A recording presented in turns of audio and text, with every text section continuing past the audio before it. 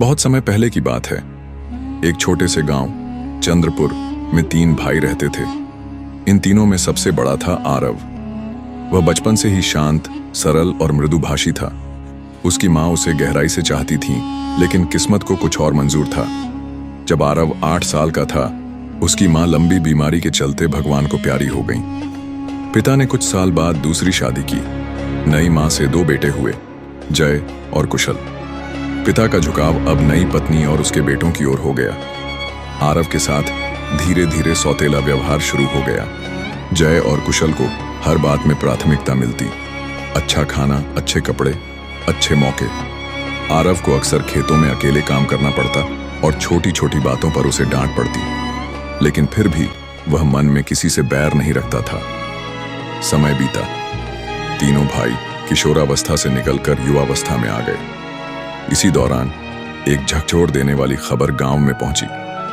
विजयगढ़ राज्य के राजा की मृत्यु हो गई थी। युद्ध के मैदान में राजा वीर गति को प्राप्त हुए और अब राज्य की बागडोर अकेले रानी विशाखा के हाथों में थी। रानी की सुंदरता, वीरता और बुद्धिमत्ता की कहानियां दूर दूर तक फैल चुकी थी। चंद्रपुर तक जब उनकी चर्चा पहुंची तो तीनों भाइयों के दिल में एक ख्वाब जन्मा।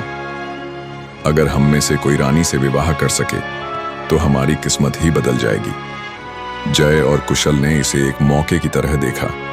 अगर हम रानी से विवाह करें तो दौलत और सत्ता हमारे चरणों में होगी। पर आरव ने जब रानी को पहली बार एक समारोह में देखा तो उसके भीतर एक अजीब सी शांति और श्रद्धा ने जन्म लिया।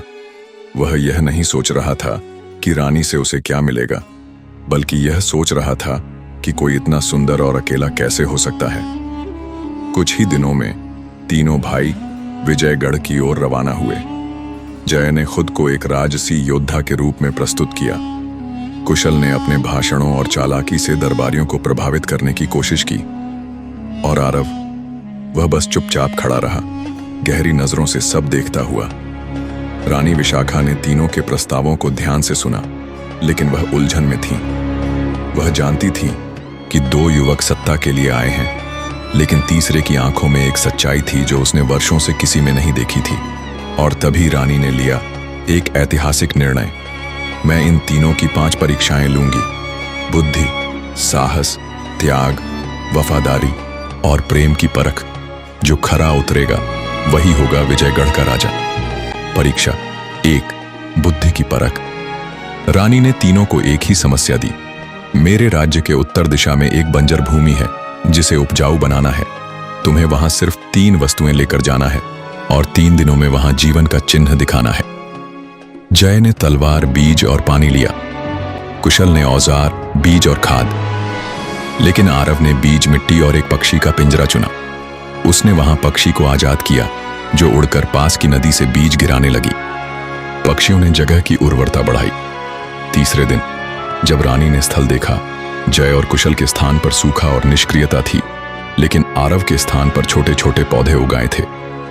परीक्षा 2, साहस की कसौटी। तीनों को एक गुफा में भेजा गया जहां एक राक्षस रहता था। उनके पास सिर्फ एक मशाल थी। जय और कुशल ने मशाल जलाकर दूर से पत्थर फेंककर डराने की कोशिश की। आरव अंदर गया। मशाल बुझ गई, लेकिन उसने गुफा की दीवारों को छूकर रास्ता बनाया और राक्षस को देखा कि वह घायल है। उसने राक्षस की मरहम पट्टी की। वह राक्षस एक श्रापित सैनिक था। जब सब बाहर लौटे, गुफा का द्वार रोशनी से चमक उठा। परीक्षा 3, त्याग की अग्नि। रानी ने तीनों को एक थाल दिया जिसमें स्वर्ण आभूषण थे और कहा, इसे मेरे राज्य के गरीबों में बांट आओ। जय और कुशल ने थोड़ा बांटा, थोड़ा छिपाया। आरव ने सब बांट दिया, यहां तक कि अपना चप्पल और वस्त्र तक दे आया। परीक्षा 4, वफादारी की चुनौती। रानी ने एक दासी को भेजा जिसने तीनों से झूठ बोलकर कहा कि रानी विवाह किसी और से करने वाली है। जय और कुशल ने रानी के खिलाफ योजना बनानी शुरू कर दी, लेकिन आरव ने दासी को फटकारते हुए कहा, अगर रानी खुश है तो वही मेरी जीत है। परीक्षा 5, प्रेम की सच्चाई। रानी ने आरव को एक रात बुलाया और कहा, अगर मैं तुम्हें कहूं कि मैं अपवित्र हूं, क्या तुम अब भी मुझसे विवाह करोगे? आरव की आंखों में आंसू थे। रानी, मैं आपसे प्रेम करता हूं, आपकी आत्मा से, आपके मन से। शरीर तो एक आवरण है। जब रानी ने सबके सामने आरव को विजेता घोषित किया, जय और कुशल को गुस्सा आया। उन्होंने महल में षड्यंत्र रचा। एक महत्वपूर्ण मंत्री को रिश्वत देकर आरव पर चोरी का आरोप लगवाया गया। उसे बंदीगृह में डाल दिया गया। रानी अंदर से टूटी, लेकिन उसने धैर्य नहीं खोया। वह स्वयं गांव गई, सबूत खोजे और मंत्री के कमरे से सच्चाई निकाली। मंत्री ने कबूल किया। जय और कुशल को राज्य से निकाल दिया गया। रानी विशाखा ने आरव का हाथ सबके सामने थामा और कहा, जिसने कष्ट झेले, जिसने प्रेम में कोई शर्त नहीं रखी, जिसने सच्चाई की राह नहीं छोड़ी, वही मेरा राजा होगा। सारे राज्य में उत्सव मनाया गया। आरव और रानी का विवाह हुआ।